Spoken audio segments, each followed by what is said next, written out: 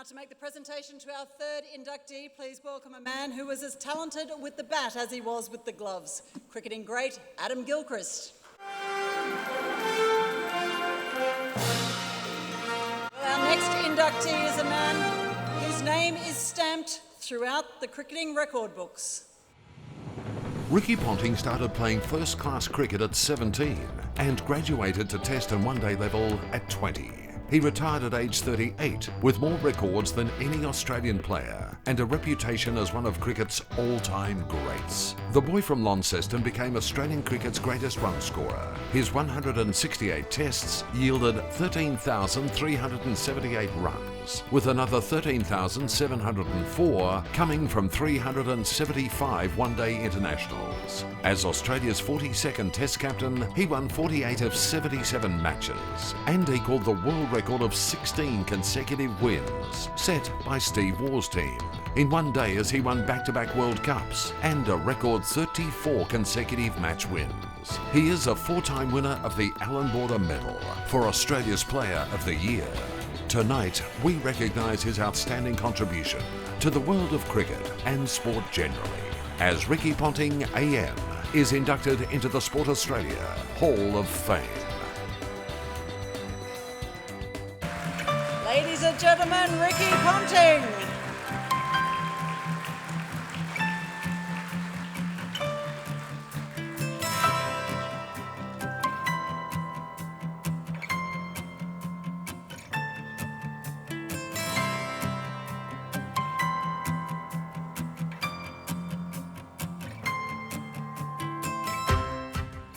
Ricky, congratulations on your induction into the Sports Australia Hall of Fame. Now, you captained Australia to 48 Test victories from 77 matches, which makes you one of the greatest captains Australia's ever had. Did you go into the role with some sort of one philosophy? Do you have something that was most satisfying about being captain for you? Well, I had some pretty big shoes to fill. That was one thing I did know, taking over from Steve Moore and taking over a team that had dominated world cricket for a few years. What I wanted to do when I took over the job was make sure the dressing room was a happy place, creating an environment that everyone felt equal in. But more importantly, from the outside, I wanted the viewers and the fans to not notice that there'd been a change in leadership and continue the team playing on the brand of cricket that had been playing for the last 5 or 6 years under Steve Moore's leadership. So that was what I wanted to do. That's what I set out to do. And thankfully, the group of players that I had allowed me to do that. Worked out pretty well, didn't it? Let's go back a bit, though, to your Test debut in Perth in 1995. Do you remember what the night before the big game felt like? Yeah, I've got very good memories of that. There's a story that goes with my first ever Sheffield Shield game that I set an alarm and set it for PM rather than AM, so I slept in for my first ever Sheffield Shield game. So the memories I have about my first Test match are making sure I had about 6 or 7 alarms set, so I made sure I woke up on time. But the memories from that game are incredible. I mean, I got to play and debut in a great team. I had my parents and my grandmother had flown over for the game. I think Mum and Dad actually spent more time on the television that day than I did, to tell the truth. But an amazing thing, to be presented with a baggy green cap and then in a very good team and then go out and have a little bit of success yourself was obviously the ultimate feeling for an Australian cricketer. Well, speaking of success, 257, your highest score at the MCG in 2003. Speaking of memories, how special was that? And do you remember every run?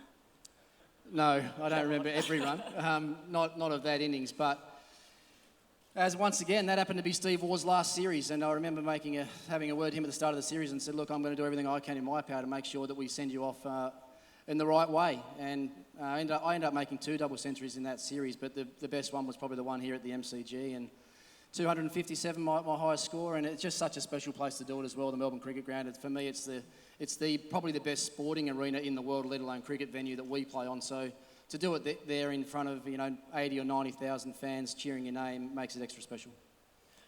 So tell us, we all loved watching you play. What's life in retirement like? It's fantastic.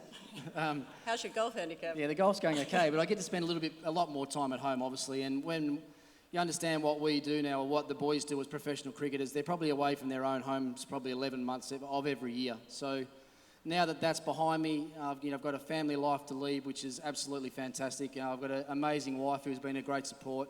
I've got 3 little kids now that have got no idea what Dad actually did, but in the future they might learn something along the line about what my previous life was all about. But Rihanna's support and the kids' support right through my whole career has been incredible, along with my family, my mum and dad that are here tonight. It's pretty hard to get them out of Launceston to come over to any sort of game or function, but they're here tonight. And now that I've got 3 children, I understand what it's actually like to make sacrifices for your kids, and they did everything they could for me, and all I ever wanted to do was to make them proud in return. So hopefully I was able to do that.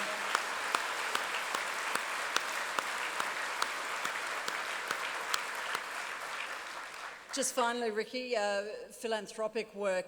You have your own foundation to help young Australian families and their families beat cancer. Can you just tell us a little bit about what that involves? Yeah, well, Rihanna and I started our own foundation a number of years ago now. We've been involved in charity work for probably 10 or 11 years and raised in excess of $10 million to help young families that are suffering childhood cancer around Australia. We're very small. We do it on the smell of an oily rag.